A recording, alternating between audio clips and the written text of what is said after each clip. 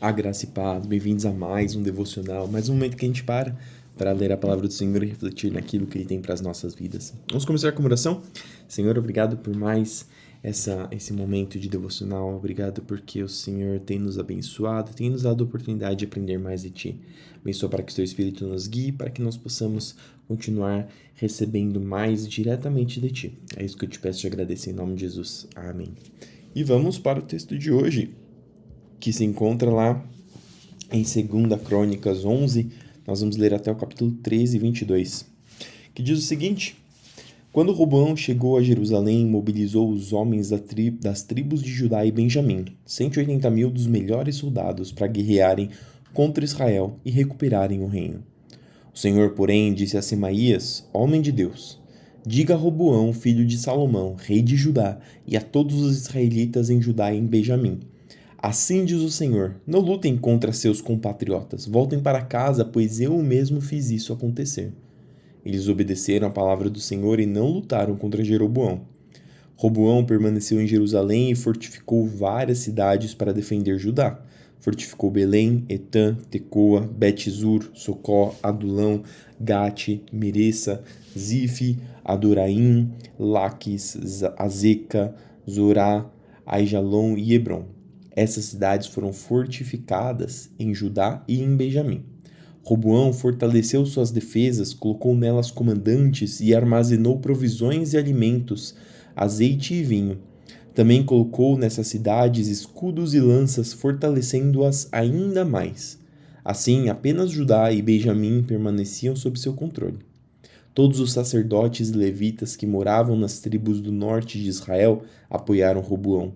Os levitas abandonaram suas pastagens e seus bens e se mudaram para Judá e Jerusalém, pois Jeroboão e seus filhos não permitiam que eles servissem ao Senhor como sacerdotes. Isso já indo de encontro contra, na verdade, as leis do Senhor que diziam que os sacerdotes tinham que ser levitas. Jeroboão nomeou seus próprios sacerdotes para servirem nos santuários idólatras, onde prestavam cultos aos ídolos em forma de bodes e bezerros que ele havia feito. De todas as tribos de Israel, aqueles que desejavam sinceramente adorar o Senhor, o Deus de Israel, acompanharam os levitas até Jerusalém, onde podiam oferecer sacrifícios ao Senhor, o Deus de seus antepassados. Fortaleceram o reino de Judá e durante 3 anos apoiaram Roboão, filho de Salomão, pois durante esse tempo seguiram fielmente os passos de Davi e de Salomão. Roboão se casou com sua prima Maalate, filha de Jerimote, filho de Davi. A mãe dela era Abiaiu, filha de Eliabe, filho de Jessé. Maalate deu à luz 3 filhos, Jeús, Semarias e Zaaão. Depois, Roboão se casou com Maaca, neta de Absalão. Maaca deu à luz Abias, Atai, Ziza e Selomite. Roboão amava Maaca mais do que qualquer outra de suas esposas e concubinas. Ao todo, teve 18 esposas e 60 concubinas, que deram à luz 28 filhos e 60 filhas. Roboão nomeou Abias, filho de Maaca, como líder entre seus irmãos, e desse modo deixou claro que ele seria seu sucessor. Com inteligência, espalhou os outros filhos por toda a terra de Judá e de Benjamim, e por todas as cidades fortificadas. Deu-lhes grande quantidade de suprimentos e arranjou muitas esposas para eles. Quando Roboão havia se fortalecido e se estabelecido firmemente, ele e todo Israel abandonaram a lei do Senhor. Por causa dessa infidelidade ao Senhor, no 5º ano do reinado de Roboão, Sisaque, rei do Egito, subiu e atacou Jerusalém.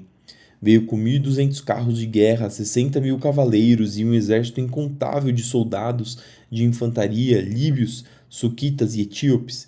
Sisaque conquistou as cidades fortificadas de Judá e avançou para atacar Jerusalém. Então o profeta Semaías foi ao encontro de Roboão e dos líderes de Judá, que haviam todos fugido para Jerusalém por causa de Sisaque. Semaías lhe disse: Assim diz o Senhor, vocês me abandonaram, por isso agora eu os abandonei, entregando-os nas mãos de Sisaque. Então os líderes de Israel e os reis se humilharam e disseram: O Senhor é justo. Quando o Senhor viu que eles se humilharam, deu a Semaías esta mensagem: visto que se humilharam, não os destruirei completamente, mas logo lhes darei algum alívio. Não usarei Sisaque para derramar minha ira sobre Jerusalém. Eles, contudo, se tornarão servos dele, para que aprendam a diferença entre servir a mim e servir aos governantes da terra.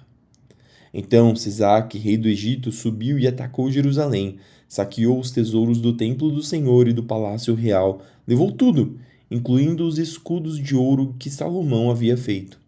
Mais tarde, o rei Roboão fez escudos de bronze para substituí-los e os confiou aos oficiais da guarda que protegiam a entrada do palácio real.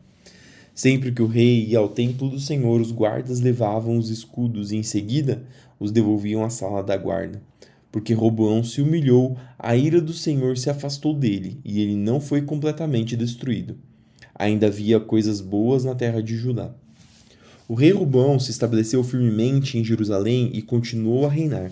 Tinha 41 anos quando começou a reinar e reinou por 17 anos em Jerusalém, a cidade que o Senhor havia escolhido entre todas as tribos de Israel como lugar para seu nome. A mãe de Roboão se chamava Naamá e era de Amon. Ele foi um rei perverso, pois não buscou o Senhor de todo o coração.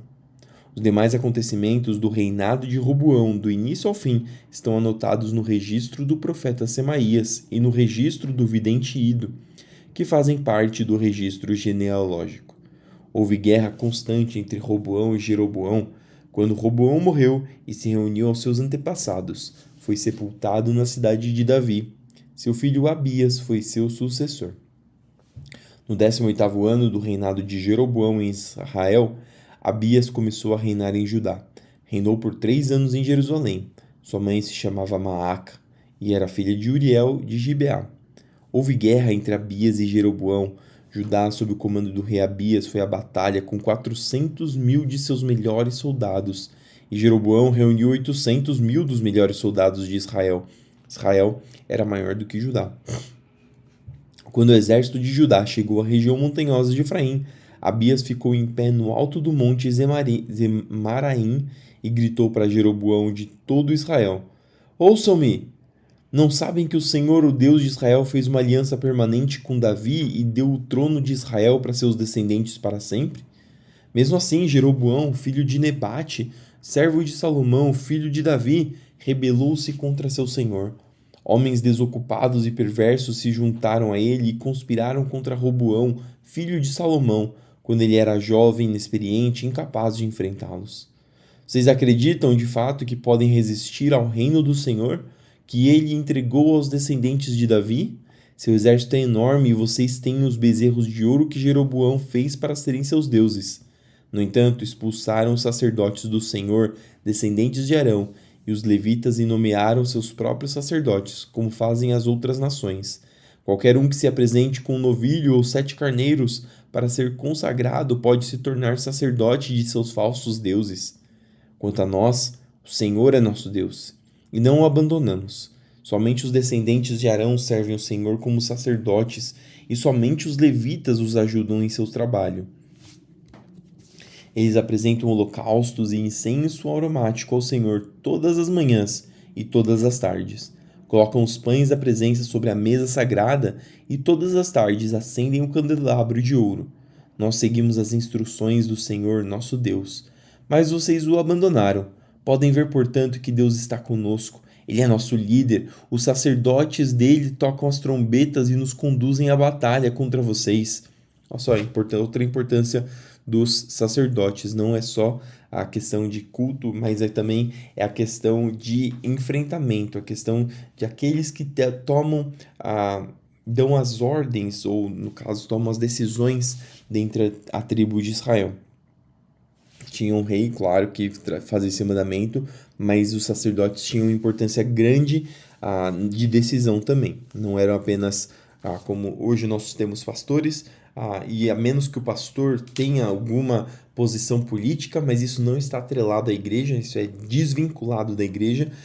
Um pastor, por ser pastor, não tem nenhuma autoridade civil, não tem nenhuma autoridade política. Entretanto, em Israel, no caso em Judá, os sacerdotes eles tinham autoridade política por serem sacerdotes. Os sacerdotes dele tocam as trombetas e nos conduzem à batalha contra vocês. Ó israelitas, não lutem contra o Senhor, o Deus de seus antepassados, pois não serão bem-sucedidos. Enquanto isso, Jeroboão tinha mandado uma parte de seu exército dar a volta por trás do exército de Judá, formando uma emboscada. Quando os homens de Judá perceberam que eram atacados pela frente e por trás, clamaram ao Senhor. Então, os sacerdotes tocaram as trombetas e os homens de Judá gritaram. Ao som desse brado de guerra, Deus derrotou Jeroboão e dispersou todo Israel diante de Abias e do exército de Judá. Os israelitas fugiram dos soldados de Judá e Deus os entregou em suas mãos. Abias e seu exército lhes infligiram grandes perdas. 500.000 dos melhores soldados de Israel foram mortos naquele dia. Nessa ocasião, portanto, o exército de Judá derrotou os israelitas, pois confiou no Senhor, o Deus de seus antepassados. Abias e seu exército perseguiram os soldados de Jeroboão e conquistaram as cidades de Betel, Gesana e Efron, e os povoados ao redor.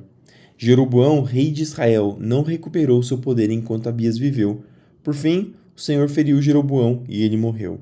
Enquanto isso, Abias de Judá se tornou cada vez mais poderoso. Casou-se com 14 mulheres e teve 22 filhos e 16 filhas. Os demais acontecimentos do reinado de Abias, incluindo suas palavras e seus atos, estão registrados no comentário do profeta Ido. Romanos 8, do 26 até o 39. E o Espírito nos ajuda em nossa fraqueza, pois não sabemos orar segundo a vontade de Deus, mas o próprio Espírito intercede por nós com gemidos que não podem ser expressos em palavras. E o Pai, que conhece cada coração, sabe quais são as intenções do Espírito, pois o Espírito intercede por nós, o povo santo, segundo a vontade de Deus. E sabemos que Deus faz todas as coisas cooperarem para o bem daqueles que o amam, e que são chamados de acordo com seu propósito. Pois Deus conheceu de antemão os seus e os predestinou para se tornarem semelhantes à imagem de seu Filho, a fim de que ele fosse o primeiro entre muitos irmãos. Depois de predestiná-los, ele os chamou, e depois de chamá-los, os declarou justos, e depois de declará-los justos, lhes deu sua glória. Que podemos dizer diante de coisas tão maravilhosas? Se Deus é por nós, quem será contra nós? Se ele não poupou nem mesmo seu próprio filho, mas o entregou por nós, acaso não nos dará todas as outras coisas? Quem se atreve a acusar os escolhidos de Deus? Ninguém, pois o próprio Deus nos declara justos diante dele. Quem nos condenará então? Ninguém, pois Cristo Jesus morreu e ressuscitou, está sentado no lugar de honra, à direita de Deus, intercedendo por nós. O que nos separará do amor de Cristo? Serão aflições ou calamidades, perseguições ou fome, miséria, perigo ou ameaças de morte? Como dizem as Escrituras, por causa de ti enfrentamos a morte todos os dias. Somos como ovelhas levadas para o matadouro. Mas, apesar de tudo isso, somos mais que vencedores por meio daquele que nos amou. E estou convencido de que nem a morte, nem a vida, nem anjos, nem demônios, nem o que existe hoje, nem o que virá no futuro, nem poderes, nem altura, nem profundidade, nada em toda a criação jamais poderá nos separar do amor de Deus revelado em Cristo Jesus, nosso Senhor. Salmos 18, 37 até o 50. Persegui meus inimigos e os alcancei, não retornei enquanto não foram derrotados. Eu os feri até que não pudessem se levantar, tombaram diante de meus pés. Tu me armaste fortemente para a batalha, ajoelhaste meus inimigos diante de mim, puseste o pescoço deles sobre meus pés, destruí todos que me odiavam. Pediram ajuda, mas ninguém os socorreu. Clamaram ao Senhor, mas ele não respondeu. Eu os moí tão fino como o pó da terra, eu os lancei fora como lama das ruas. Tu me livraste de meus acusadores e me puseste como governante das nações. Povos que eu não conhecia agora me servem. Rendem-se assim que ouvem sobre meus feitos. Nações estrangeiras se encolhem diante de mim.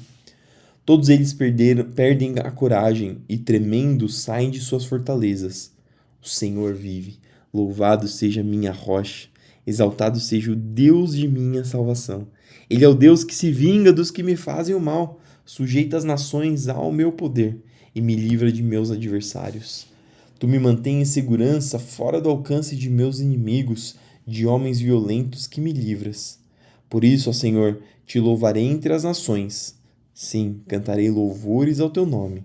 Concedes grandes vitórias ao teu rei e mostras amor por teu ungido, por Davi e todos os seus descendentes para sempre. E por fim, Provérbios 19, 27 a 29. Meu filho, se você deixar de ouvir a instrução, dará as costas para o conhecimento. A testemunha corrupta zomba da justiça, a boca do perverso devora o mal. O castigo está preparado para os zombadores, assim como o açoite para as costas dos tolos. E essas foram as palavras de hoje. Espero que entrem no seu coração, que edifiquem a sua vida. Vamos terminar com oração? Senhor, obrigado por mais essa palavra, obrigado por mais esses ensinamentos, para que essas palavras, Senhor, para que aquilo que o Teu Espírito trabalhou em nossos corações se mantenham firme em nossas mentes, se mantenham firme em nossas vidas, se mantenham ativas em nossas ações, para que nós possamos impactar o mundo com aquilo que nós aprendemos. Senhor, continua conosco no nosso dia, para tudo que nós formos fazer, seja, Senhor, guiados, protegido e cuidado pela Tua palavra, pela Tua vontade, pelo Teu poder. Senhor, abençoa aqueles que estão doentes, enfermos, para que o Senhor traga cura, restauração, recuperação, tanto de corpo quanto de mente, Senhor. Abençoa, Senhor, para que nós recebamos o pão nosso de cada dia, nos dê o sustento, para que nada venha faltar para nenhum filho seu. Abençoa para que possamos lutar contra o pecado. Perdoa, Senhor, nas nossas ofensas, para que nós possamos adentrar, Senhor, os teus átrios santos, puros, justificados pelo sangue do seu Filho, que nos purifica de todo mal. É isso que eu te peço e agradeço em nome de Jesus. Amém. Que Deus te abençoe, que tudo que você fizer no seu dia prospere. Não esqueça de fazer tudo para a glória do Senhor. Fique com Deus e até amanhã para mais um devocional.